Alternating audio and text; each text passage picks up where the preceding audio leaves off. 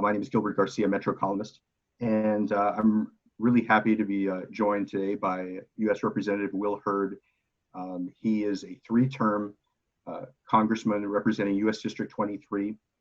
He is the only African-American Republican in the U.S. House. Prior to his political career, he graduated from Marshall High School. He was the president of the Texas A&M student body and helped the student body get through a really difficult time, the 1999 bonfire tragedy. He later went on to a career with the CIA. He was an operations officer. And last August, Congressman Hurd announced that he would not seek a fourth term. And so we're catching him at a really interesting time where he's down to his last few weeks in Congress. And we're really interested to hear his thoughts on his time in the House, and also, what his plans are for the future. Congressman Hurd, thank you so much for joining us. Gilbert, it's a pleasure. It's a pleasure to be on. Thank you. Well, a lot to talk about, but I wanted to start with your district, District 23, which is, covers 29 counties. It stretches from San Antonio west out to the edge of El Paso. A lot of us who thought we knew something about politics thought last year, after you announced that you weren't going to run again, this was going to be a really tough cycle for any Republican running in that district, given that President Trump was going to be on the ballot and he lost the district in 2016. Of course, as many people know, the Republican candidate in that race, Tony Gonzalez, ended up winning last week, defeated the Democratic nominee, Gina Ortiz-Jones. So I'm going to start by asking you something. I've heard a lot of people raise this question with me, and I thought I would take it directly to the source. Over the past week, have you had any second thoughts about not seeking a fourth term? No, not at all. One, I'm excited about Tony winning. I was behind Tony in the primary and the general election. We were helpful. All y'all thought I was crazy when I was saying that Tony Gonzalez could win this seat. Y'all all thought I was crazy when I first ran and said there was no way a black dude could win a 71% Latino district. Maybe, Gilbert, y'all start listening to me a little bit more. But look, this is what Tony proved. What I love about Tony is he has the heart. He is going to represent everybody, whether you voted for him or not, right? That's what I tried to do when I was in Congress. We got people that got comfortable voting for a Republican. They realized when they voted for a Republican, they're like, okay, the skies didn't open up and I didn't get struck by lightning. They're like, oh, he's an okay guy. And guess what? Tony showed up, right? He crisscrossed the district. That's what I had been doing for 6 years. And unfortunately, his opponent stayed at their house, right? And so the reality is, if you show up, right, talk to people about their problems and tell them you're going to see them, that's half the battle. And so Tony is going to do a great job. I'm excited to help him. It's nice being able to hand off a baton, right? The example I use is when I came into Congress, somebody threw the baton in some field somewhere and I had to go find it, right? And this time to be able to have a smooth transition, it's good for the 23rd. It's good for Texas, and it shows that we can be competitive, right? In places, and everybody always has these preconceived notions about who somebody will or will not vote for. If you show up and talk to them, right, then that's half the battle. Tony proved that. And it's going to be great having him in the delegation. And he has a great background, right? The fact, again, the more you hear from him, the more you're like, wow, it's amazing. His upbringing, leaving school and getting his degree in university and in the military, having a PhD in cryptology. That's great for Cybersecurity City USA. And then, his story about healthcare, about dying, when he got a hernia operation, right? Like, it's crazy. So this is a cat who's going to make sure that he's ensuring that our healthcare system is accessible for more people. So I'm excited. I'm excited, and it's a really different experience. I didn't have anybody I could call and be like, hey, what about this? What about that? Right. Tony's in DC right now for the transition or orientation. And so it's nice being able to say, hey, do this. I wasted a lot of time here. This is how you be focused. So it's fun for me. Well, but I don't regret it. And look, I told you before, I was like, I can pull this off and win this district still, So I wasn't I'm excited about new opportunities. Now, looking at that politics statewide, Texas Democrats thought this was going to be a great cycle for them. There were high hopes that they were going to be able to win the 9 seats they would need to flip the Texas State House. There were thoughts that Joe Biden might be the first Democratic presidential nominee in 44 years to carry the state, maybe take a couple of congressional districts. None of that materialized. What are your thoughts on, I think it was kind of a mixed bag for each party nationwide, but within Texas, it was certainly disappointing for Democrats. What's your assessment of what happened? Well, I'm glad they were disappointed, number one, but look, here is my takeaway of the election and part of my language. Number one, don't be an asshole. Number two, don't be a socialist, right? This is what people should take away. And at the end of the day, President Trump's numbers in Texas still contracted. He won in 2016 by 9 points. I think this, when it's all said and done, is going to be about 6 points. Mitt Romney, when he ran, he won by 17 points. So that's a huge delta still. Okay. However, when you look at and when we still have a few more votes to count to get the full numbers, right? Most Republicans ran ahead of Donald Trump. That is unique. I think across the country, I know Montana, most of the Republican candidates ran behind Donald Trump. So in Texas, it was unique. And so the takeaway here is that, guess what? The energy sector is important to Texas, right? It's important to our livelihood. We don't want these socialist programs, and the Democratic Party is going to have a real self-assessment about this. And you're seeing it at the national stage with the fight between, the extreme liberal branch and some of the moderates. And so I hope that both parties learn the lesson. Republicans need to learn that, guess what? We got to be likable, right? People have got to like us. We can't be seen as misogynist or racist or white supremacist or these kind of, we can't be seen that way, right? And imagine if people didn't think that, because they obviously say our policies are better, because that's why they didn't vote for Democrats up and down the ballot. And so the Democrats need to take away, hey, some of these things like universal basic income, Medicare for all, or really Medicare for all is about taking away private insurance, right? Now, these are not things, right? Let's empower people, not empower the government. And why should everybody care about this? Everybody should care about this because we are better off when we have a competition of ideas in November. All major legislations that has ever been good for this country has been done in a bipartisan way. So we need 2 strong parties, and both parties need to reflect on the lessons from this election. Because here's the reality. My enemy are not Democrats. Democrats' enemy is not Republicans, right? We have some serious generational defining challenges that this country has to face, and it's being dominated by the Communist Party of China.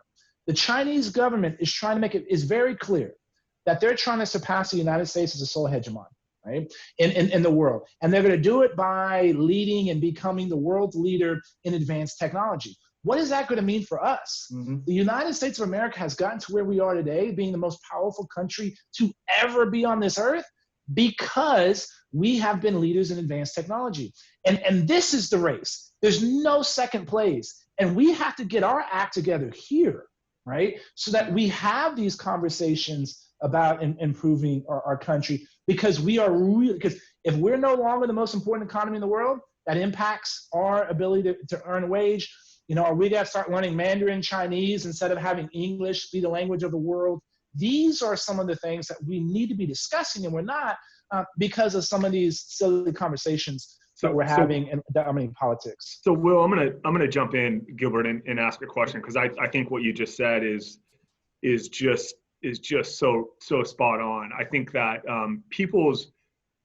one of the things that frustrated me about the political cycle this year is all the fear mongering, and I didn't like it from the far right, and I certainly didn't like it from the far left. And I do feel like it is detracting from the thing that you just identified, which is the United States of America. because I feel like for the most part, pragmatic politics is beginning to win in the United States, and you saw that in the House and in essentially all of the congressional elections, where I don't want to repeat what you just said. How do we get these extreme edges of both parties to understand that what they're doing is so counterproductive to what we need to be doing as a nation? How do you address that? Because it's so frustrating. Well, so look, I appreciate the question, and y'all in the media have a role to play in this as well, right? How many times have y'all run an article that said Congress worked, they passed this bill, right? You don't write that, and nobody clicks on that, and so for those watching, you also, if that's what you want, you have to reward that behavior, because instead what we do, we love a train wreck, right? And everybody loves seeing some of that drama in contrast, and so I actually think the 23rd is a perfect example of this. When I won, if every Republican voted for me, I still lost. If Tony Gonzalez only had Republicans voting for him, he would have lost, right? He had to appeal to independents. He had to appeal to, let's call it, conservative Democrats. Yep. I actually fundamentally believe that 80% of Americans are somewhere in the middle, right? And so, unfortunately, in the 2018 election, and I'm going to 2018 because that's when we have reliable numbers, right? 92, let me rephrase this, only 8% of the congressional seats were decided in November, right? It was roughly 34. Excuse me, that's actually a number for 2020. So if you look at this last election, 31 Democrats were in seats that Donald Trump won in 2016, and only 3 Republicans were in seats that Hillary Clinton won, 23rd being one of those. So 34 divided by 435 House of Representatives seats, sorry for the math, everybody, for the math lesson, that's 8%. So only 8% were competitive. And how do you win elections? Create contrast. Right? And so if you win elections by creating contrast, what are you always doing? Creating contrast. And then because 92% of those seats are decided in a primary, that means you only talk to those people that come out in a primary vote, right? Historically, we would say here in San Antonio, this was back when Lamar Smith was in the 21st before Chip Roy. That was a seat that Lamar, the lowest number I think Lamar ever got was like 67%. Mm-hmm. Compare that with Joaquin Castro's seat. A Republican's never going to win that seat. So both people in those seats have historically only had to talk to primary voters. And this is where you go back to 2018. The average primary in the country, Republican or Democrat, has only about 40,000 people vote. So that means 20,000 people in one, right, half the vote, is making the decision of who's going to Washington, D.C. And that's basically only 2% of that population. So that's a lot of math in there, but the system is designed, right, to have people only talk to those extreme fringes, right? Congresswoman Ocasio-Cortez, when she won in her primary 2 years ago, only 25,000 people voted in that election. She got 15,000 votes, right? When I was student body president at Texas A&M, I think I got about 9,000 votes, right? So you have a small group of people that are actually Is this a redistricting issue? I mean, is this something that I mean? So redistricting it is, but let's be honest. Neither Republicans or Democrats want to change this because they want to see that they want to stay in power. So what happens is, you know, in a place like California, you have one party governing, which is the Democrats. In a place like Texas, you have one party governing, which is Republican. So can you change that? Or you get more people to freaking vote, right? And to me, that's why making sure more people get out and vote, and voting is the floor of civic activity, right? It's not the pinnacle. And so we need more citizens getting involved, and especially getting involved in primaries. So this level of excitement that we saw during this most recent election, like, greatest turnout ever, we need to start seeing that, encouraging that, in primary elections too, because the more people that vote, the better off we're going to be. So that's kind of structural. But also, if again, the lesson, did Joe Biden, what was Joe Biden's major policy positions, right? And this is me paraphrasing. It's like, I'm not Donald Trump, and that's how he got elected. And then Republicans were like, we're not socialists, right? And that's how we were able to win, and not just in congressional seats, but in state legislators as well. So I do believe it also is going to require politicians that want to appeal to the middle rather than the edges. And I believe leaders should be inspiring, not fear mongers, right? But also we need, the question I would ask y'all is, why do people seek the news anymore? Are they seeking the news in order to confirm their own biases and the things that they believe, right? Or are they trying to go out and educate themselves? And we need to see people that are being ideologically consistent, right? And that includes politicians on both sides of the aisle. That includes our traditional media, so that we're educating our population, so we can deal with these major problems. Technology, hello, we can take advantage of technology before it takes advantage of us, right? This technological revolution is coming, period, full stop. And we have to be ready for it. And this is, I always use an example of Voyager 2. Voyager 2 was launched into space by NASA the month after I was born. That was 43 years ago. We learned about our universe and solar system from Voyager 2.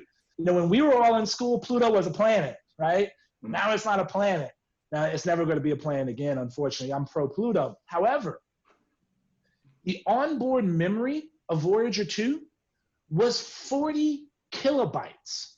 That's an 800-word text document. That was 43 years ago.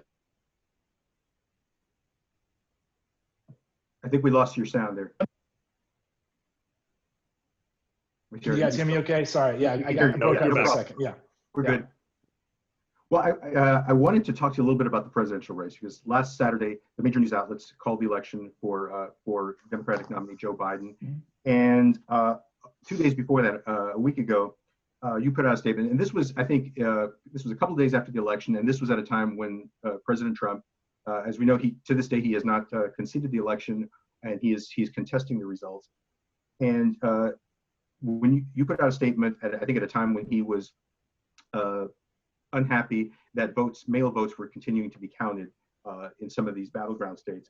The statement you put out was, a sitting president undermining our political process and questioning the legality of the voices of countless Americans without evidence is not only dangerous and wrong, it undermines the very foundation this nation was built upon. Every American should have his or her vote counted. Could you talk a little bit about how the response from the president to this election, and granted, the results haven't been certified in these states, and of course the Electoral College has not voted. But what is your take on the way the president has responded to? Yeah, and look, I put that statement out because he had given a speech at the White House, basically saying the election he was being robbed, right? Every vote should count, right? We should count every single vote. Period. End of story. And making claims that are not, where you don't have evidence, right, undermines our entire electoral system, right? So yes, the president should use all means necessary to ensure that this is the count happens appropriately and correctly, right? But that should mean every vote gets counted. And here's the reality, Gilbert. I've experienced this in all my elections, right? 2 years ago, guess what? Gina Jones was saying the exact same thing that Donald Trump is saying about the election, and she was criticizing the election administrator in Bexar County, right? And saying that there was shenanigans going on, right? And so part of this is, let's all be intellectually honest and call this out whenever it's happening. And back then, I said the exact same thing I said now. Let's count all the votes. And when all the votes gets counted, guess what? Whoever got the most won, right? And if there were some irregularities, let's use the legal system and to see that. But you have to provide evidence for such a thing. And so part of my concern broadly is, look, this started in 2016 with the Russians trying to erode trust in our institutions, right? And unfortunately, most people have gotten this wrong. People haven't been able to separate the collusion, the Trump campaign working with the Russians, which Bob Mueller found out he didn't have, from the Russians trying to erode trust. And they did that, right? And the public is questioning the media is questioning Congress. When Congress is trying to do oversight, Congress is questioning each other, right? So there's a lot of lack of trust in our institutions. And our institutions matter, and has a lot of, the rule of law. I remember when I first took one of my first international studies courses to talk about the rule of law. And I'm like, of course, rule of law is real simple. We got to have laws. But that's actually not the case. I landed in some places that didn't have rule of law.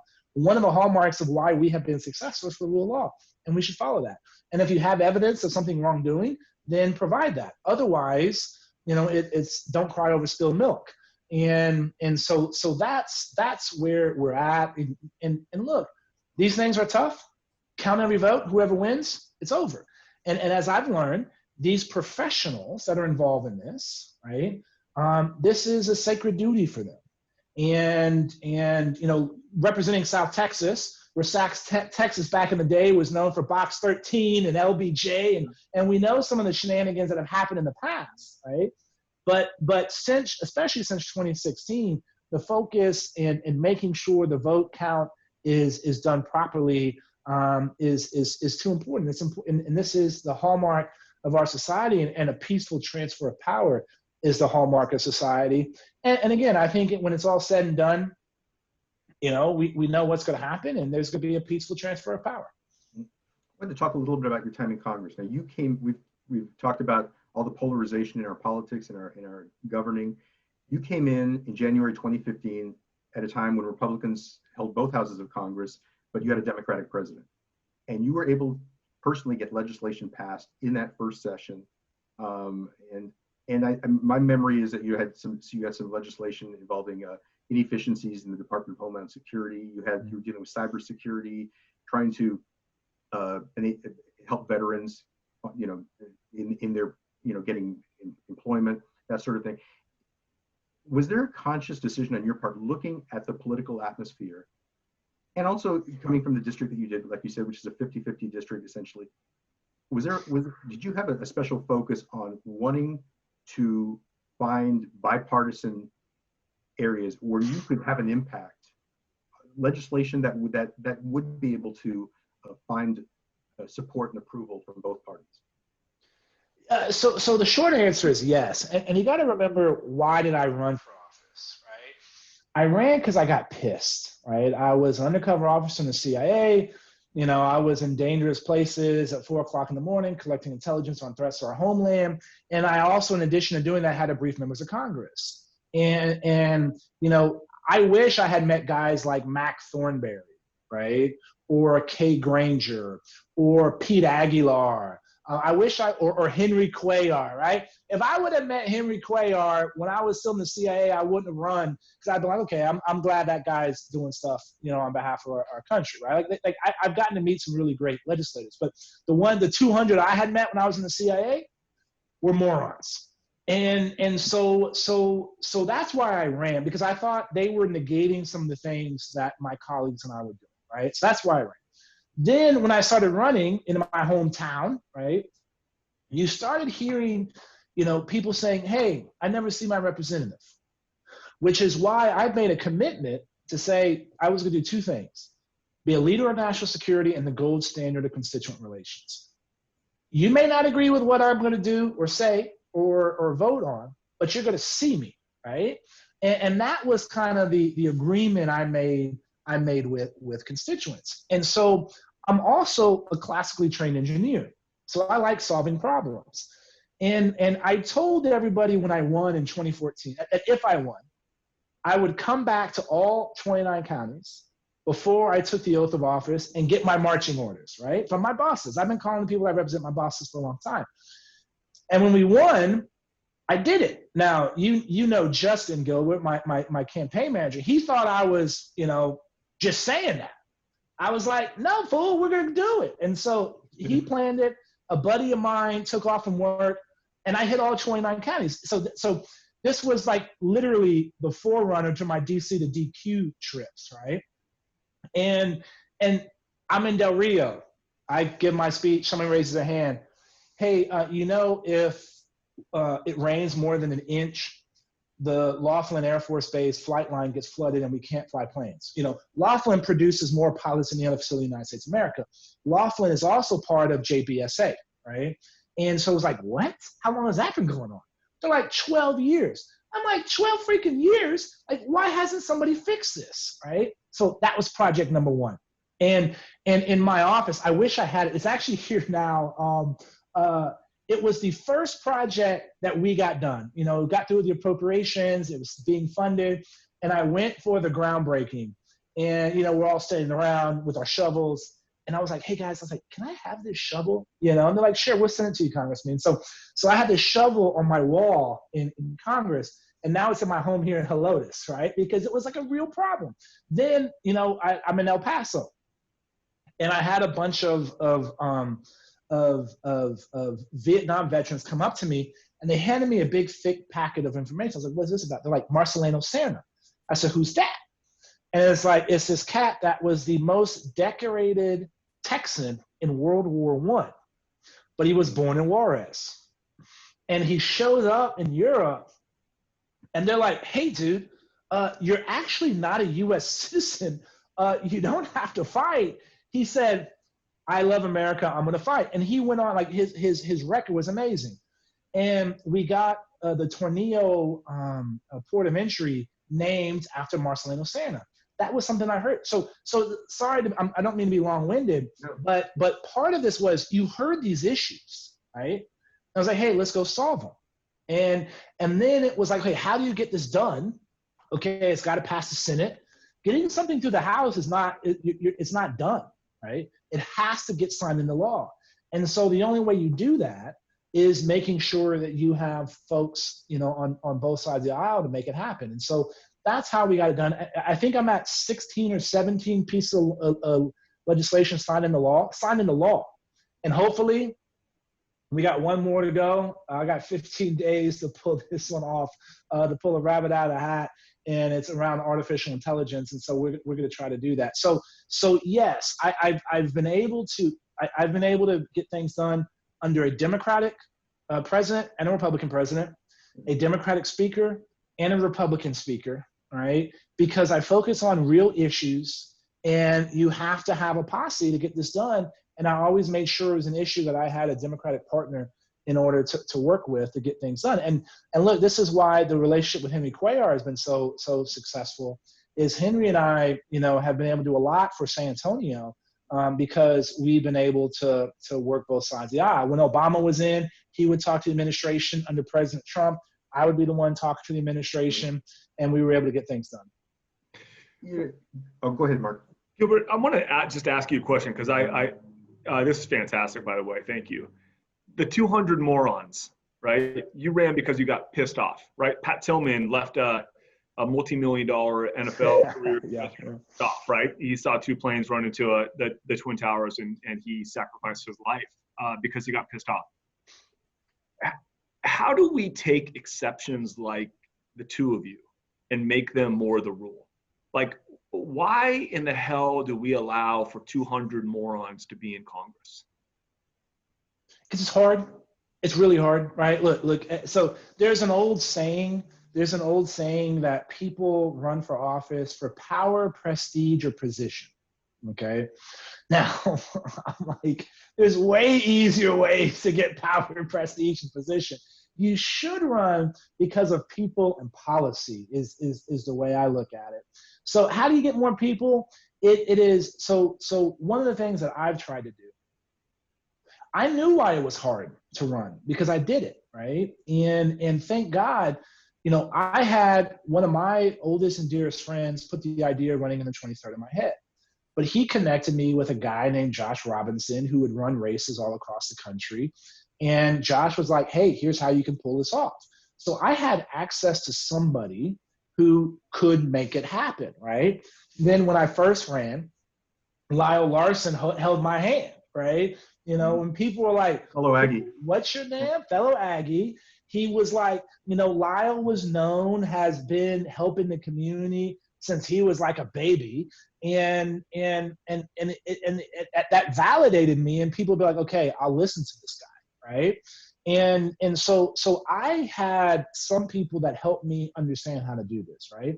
And so for me, look, this is the role I've tried to play with Tony Gonzalez and a guy like Wesley Hunt in Houston, even though he didn't pull it off this time, but Stephanie Bice in Oklahoma and Ashley Henson in Iowa and Mike Garcia in California. These are great candidates, right? And try to say, hey, can we, that learning curve is pretty steep. Can we reduce that a little bit based on the experiences that I've had, right? How do you raise money? How do you build an organization? How do you stay true to yourself? All those kinds of things. And so that's what I've tried to do.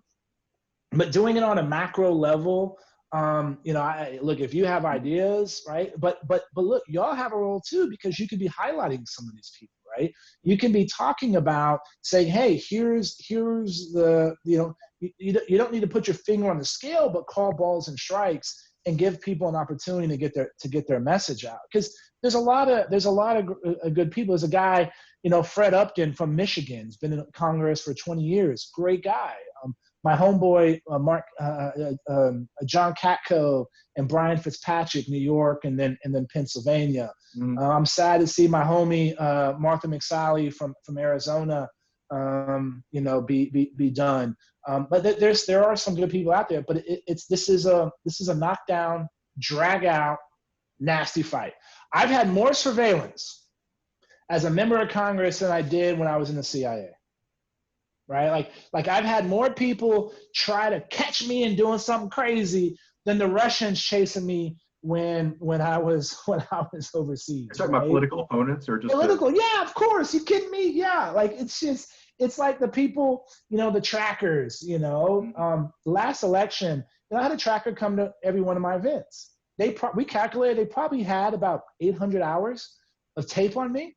Right. But guess what? They weren't able to put together anything because, you know, I didn't say anything crazy. But that's the kind of stuff that happens that you don't realize how nasty. It's a fight. It's a street fight. And so a lot of people don't want to go through that. A lot of people don't want to put their families through that. I remember my best friends are these knuckleheads that I've known since I was 13 years old. And in the 14 election, my buddy's son was like 7 or 8, and there was some ad being run, you know, and he comes in screaming at his dad, crying to his dad, be like, why is the TV saying Uncle Will's bad for Texas? You know, and it's just like families go through a lot of stuff. Like I had to shut my mom's cable off because I was afraid she was going to fight somebody in the parking lot of HEB talking about her baby, you know? But anyway, it's a long way to answer your question, Mark. But we need to, when we see things, when we see behavior we want to continue, reward it, right? And don't reward negative behavior. So how many times do we share something on social media about something positive or something we like, rather than somebody being nasty? That's the way we pull it off. Now, there are a couple of Senate races in Georgia that are still in play, but I think the likelihood is that we're going to have divided government in 2021. I think that's looking that way. Yeah. And it's something that you've experienced. The conventional wisdom is that it's going to be really difficult to get things done next year. I'm curious what your take is, and I'm thinking particularly about something that that you've supported, something like the DREAM Act, which you would think would have the potential for some bipartisan cooperation. Do you have any optimism that with a divided government in 2021, the federal government will be able to get anything done? It's going to be hard, and to be frank, that's not necessarily a bad thing, right? Our system was actually designed so that it was not easy for things to get done, right? So you don't experience these major swings all the time.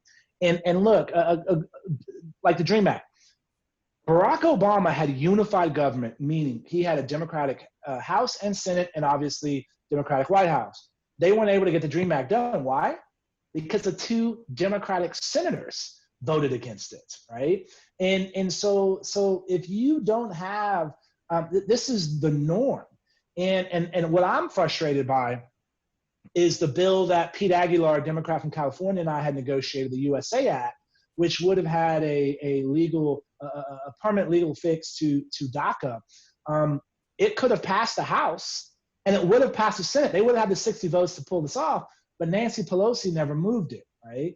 Because sometimes the political leaders feel like, and they would rather have this as a bludgeon in an election rather than solving the problem. And that's one of the issues that we need to change. This concentration of power within the leadership of the various parties is what has made this more of, one way or the other.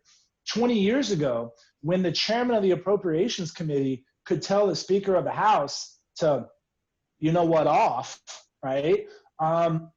That chairman of the Appropriations Committee worked closer with their members on the committee, R's and D's, than they were worried about ultimately their political parties. So that concentration of power in Washington, D.C.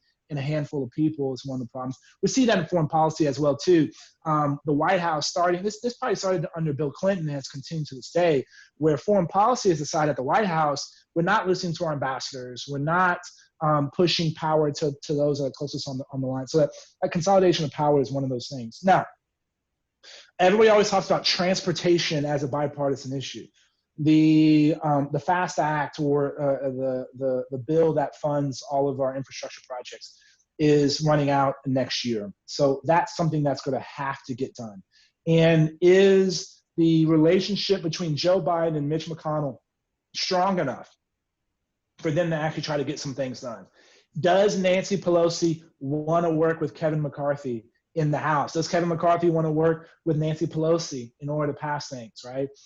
And because Pelosi is going to be under the problem that her far left flank is going to get mad if House Democrats work with 30 Republicans rather than working with the far left wing of their party. We saw that under Speaker Boehner. That was one of the reasons John Boehner ended up walking away and some of his problems. So those are some of the dynamics that we're going to see playing out in Washington, D.C. But guess what? If everybody stepped back and realized way more unites us as a country than divides us, and let's solve a problem. Oh, and by the way, there's enough credit for people to take and go around.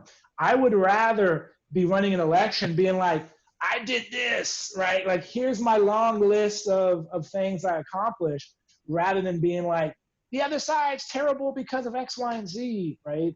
But will that mindset change? I don't know the answer.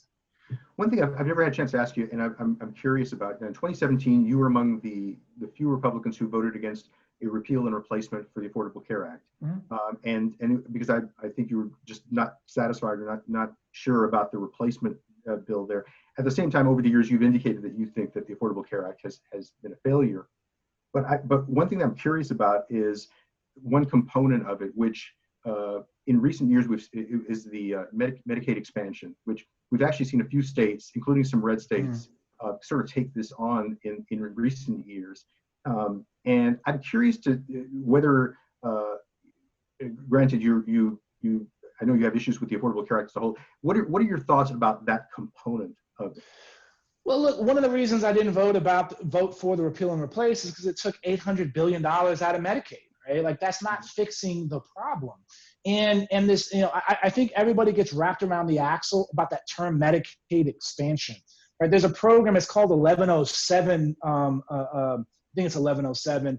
It's a number that it allows states to basically continue getting federal dollars for Medicaid, right? And so this notion that unless you're able to help those people that need the most help, right, we got to figure out a way to solve that. Now, philosophically, we should have one system that benefits everybody, right? And part of that system should involve private insurance, right? Getting rid of private insurance is not the way to go. And we should all be around this notion of how do we increase access to and decrease cost of healthcare, right? This is not about increasing access to insurance. Insurance is a tool that can help us get access to healthcare. But we shouldn't be grading ourselves. And this is what ultimately Obamacare did. More people were on insurance. But when your deductible is like $12,000, that's not insurance, right? Like you can't get healthcare with that, right? And so part of this is the system is the only system where the person needing a good or service is different than the person deciding what good or service is needed, is different from the person who is paying for said good or service, and is different from the person who is deciding whether you're going to pay for said good or service, right? It's just, it's crazy. And so how do we step back and say, we should be making sure more people get access to healthcare? And it starts with price transparency. Why is a MRI cheaper in Denmark than in the United States? I don't know. I've been asking people to try to figure that freaking question out, right? Like, and so these are some of the questions, and we all get wrapped around the axle about these phrases, and not everybody knows what these phrases mean, right? Let's make sure people, when they're in need, get access to healthcare. Oh, and by the way, why do we need all this stuff? Because we want people to live longer and live better, right? Like that's the end goal. Anyway, so Gilbert, it's complicated. There's other programs that's making sure in a place like Texas, Medicaid is being able to be used. Again, I'm a little, I think it's like 1107, 1105, something like that, which is most people in Congress were supportive to make sure that continues. But let's step back and stop talking about these phrases that get put in, campaign slogans, and let's address the actual problem. Hey, Will, I've got a follow-up question on that, along Gilbert's line of questioning. We're in the midst, I think yesterday there were 140,000 new COVID cases, right? And so as we talk about the election and phrases, I'd love to get your point of view on where you feel like in the last 8 months, the federal government was successful and where the federal government failed in, and where it maybe is still successful and still failing as it relates to the extended pandemic that will definitely be under for some time. I'd love just you're being so candid. I'd love for you to just talk openly about kind of this situation that we're all facing. Look, let's be clear, right? Like some people, I feel like they minimize. What is it, 240,000 deaths, right? That's like more than died in World War II, and I think Vietnam. Like these are. So can I ask a question on that, Will? Yeah. Though, yeah. When people say that, right? They're like, yeah, but Mark, those people had a comorbidity; they would have died anyway. And my answer to that is, oh, really? Who wants to die 2 years earlier than what they should have, what they might have died to begin? 100%. We should have zero, right? Like right. A lot of people are dying from this. Like this is serious. Let's not take it. Let's like, and so part of. Do you believe the numbers? Do I believe the numbers? What do you mean? Do I believe? Well, the numbers? There's rhetoric on the far extreme right. They're like, well, the numbers aren't accurate. No, look, is it plus or minus a handful? I don't know. But yes, a lot of people are dying from COVID-19, period, end of story. It's serious. I think it was 2 weeks ago, a UK university did a study, I believe it was on 30,000 people that had COVID, that talked about the long-term implications of catching COVID and on brain functions, right? And look, I've unfortunately known a lot of people that have gotten COVID-19. I had an uncle that died from it. And so everybody that I know that got it and are healthy now, they talk about brain fog, right? They talk about, man, like it's just like they feel, and this is what this study was addressing, that and they said that they need to do more research, but their findings suggested that COVID had the equivalent of like a decade worth of mental decay, right? Like your brain had aged a decade, right? And again, I'm not a doctor, but this is my interpretation of what this is. So this is serious, okay? Number one. Now, what I can say, so a third of my day is generally dealing with COVID, right? Right now, El Paso is one of the worst places in the United States of America, if not the worst place in the United States of America. And my goal is always making sure they're getting the resources that they need in order to help. And this started back in January here in San Antonio, right? When the 91 Americans that came from Wuhan, China, they were brought to here to San Antonio at Lackland Air Force Base. And so dealing with all those issues. And so, man, I can't tell you how many times Mayor Nirenberg and I have been on the phone and Eric Walsh over these last couple of months trying to make sure we had all the resources. So I will say that TDM, the Texas Department of Emergency Management, DISHES, the Department of is basically the Department of Health at the state, FEMA, these people that are working here in the state to make sure resources are provided, they have been incredibly responsive, right? They have been incredibly helpful of making sure the resources they have access to get to the places that they need, right? We were dealing with this in Eagle Pass a couple of weeks ago. And so I would say on the ground level, the people that are dealing with this every single day here in Texas are going out of their way to make sure the resources are where they are. Can we have more resources? What were some of these macro policies that should have been put in place? Everybody needs to wear a freaking mask, right? This isn't hard, right? You know, it's about helping other people. My dad is 88 years old. My mom's 76. You know, I wear masks because I don't want them to catch it, right? I don't want to give it to them, right? And so this is something very basic that we can be doing in order to improve the general health of the country. And look, this is I think not since FDR has an incoming president had to deal with something this significant. And you're going to have new people, new staff, how this is going to be addressed. And guess what? I think you're going to see some more spikes following Thanksgiving and Christmas. So we're not out of the woods yet. This requires all of us to be sober about the threat. Now, I also believe that we can take this seriously and still go about our day with some changes, right? We don't have to take everything to a screeching halt. But if everybody recognizes we all as individuals have a role to play in this, right? Then we can get things done. Now, testing still needs to improve. Nobody's talking about contact tracing.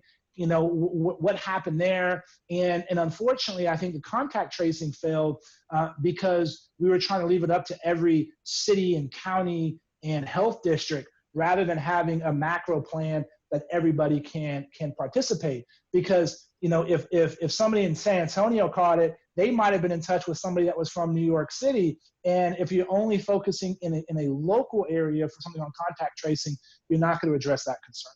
Quick follow-up. Do you think a federal mask mandate is in order? I mean, I know there's debate on whether the president really even has the power to do that, but what are your thoughts on that? Well, I don't know where people are not wearing masks, right? I don't know if this is something that people are like states are not doing that. You know, you should wear a mask when you can't socially distance. Period. End of story. And whether there's some federal law that says we can be able to do that, or something that requires legislation, or whether the president can do it, I don't know.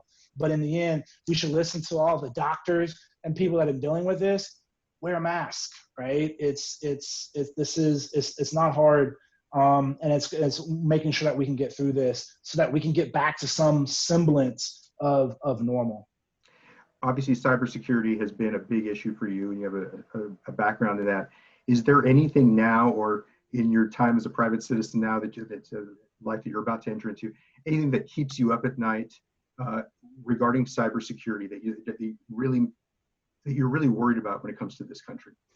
Look, I think it was September where it was like the first documented death that resulted of cybersecurity. It was, I want to say it was in Dusseldorf, Germany. There were some hackers did a ransomware attack on a hospital in Dusseldorf. And there was a woman that needed to come to the hospital. They couldn't admit her because they didn't have the systems, and they needed it. So they had the ambulance had to turn around and go to another hospital, and it was so far away that the woman died in the ambulance because she wasn't able to get access to healthcare, right? Like, whoa, this is real world effects of cyber activities. This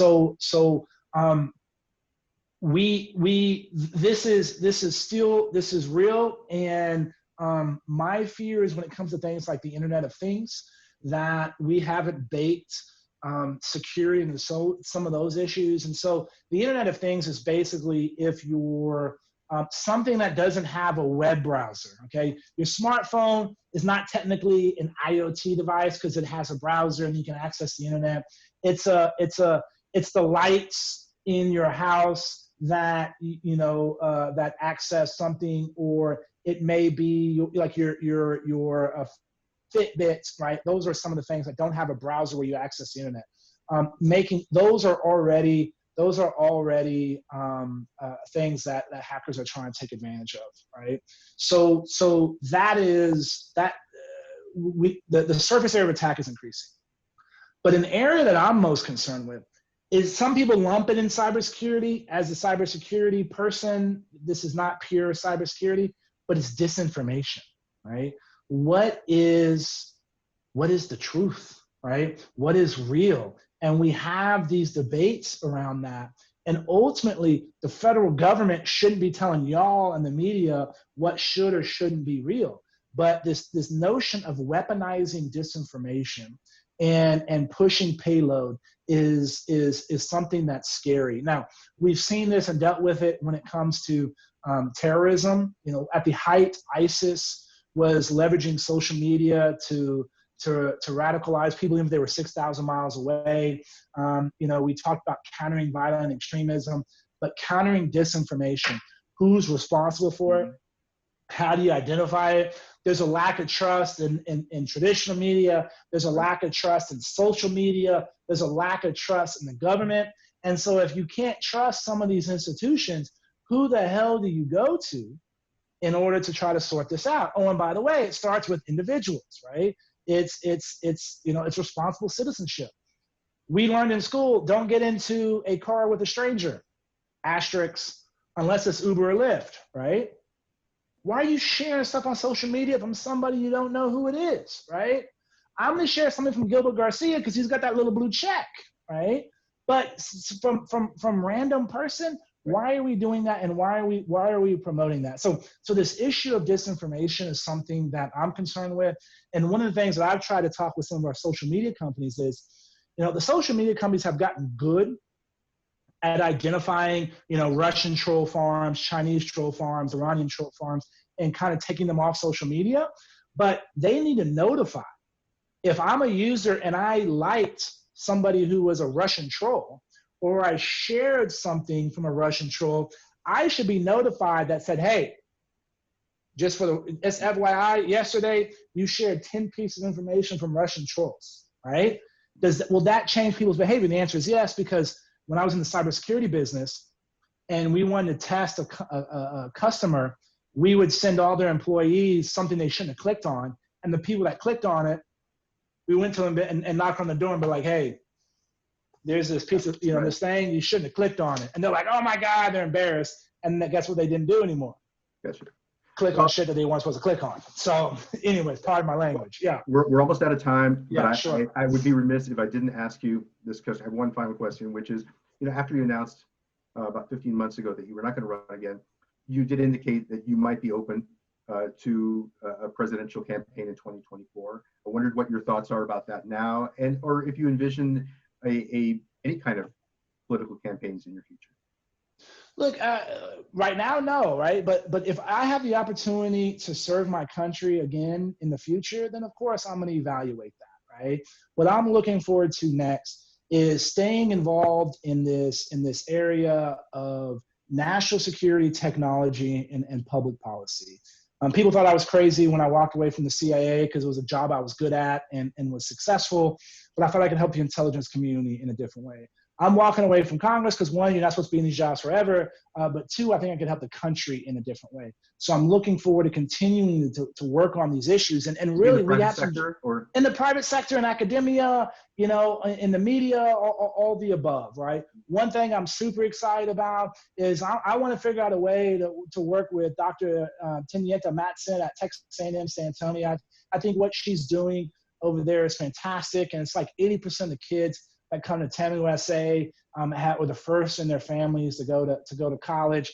And I work with them on setting up a program with TAM USA and Facebook, but being able to help, you know, give back. I remember as a kid, you know, my mom made puppets, right? And the woman she made them for lived over off 1604 and like not right, like beyond Rogers Ranch. And I remember always driving by UTSA, what we called the Death Loop, 1604, where they had street lights, right? And there was like deer and stuff going across the road. And I remember seeing UTS go from 6,000 students to now I think it's 35,000, one of the best computer science programs in the country, right? It's a major university, and to seeing what's happening on our south side, to do that, and then to have San Antonio be in a place where you could potentially have two of the largest schools within those systems in one city, right? In the Alamo City, that would be super cool. So I'm looking forward to doing those. And again, look, I've been fortunate to be able to serve my country in a number of different ways. And if an opportunity in the future presents itself, then of course I'll evaluate it. Representative Will Hurd, thank you so much for being a part of Talking San Antonio, and for everyone who was with us today. Thank you so much, and we're looking forward to doing another one soon. Take care. Thank you.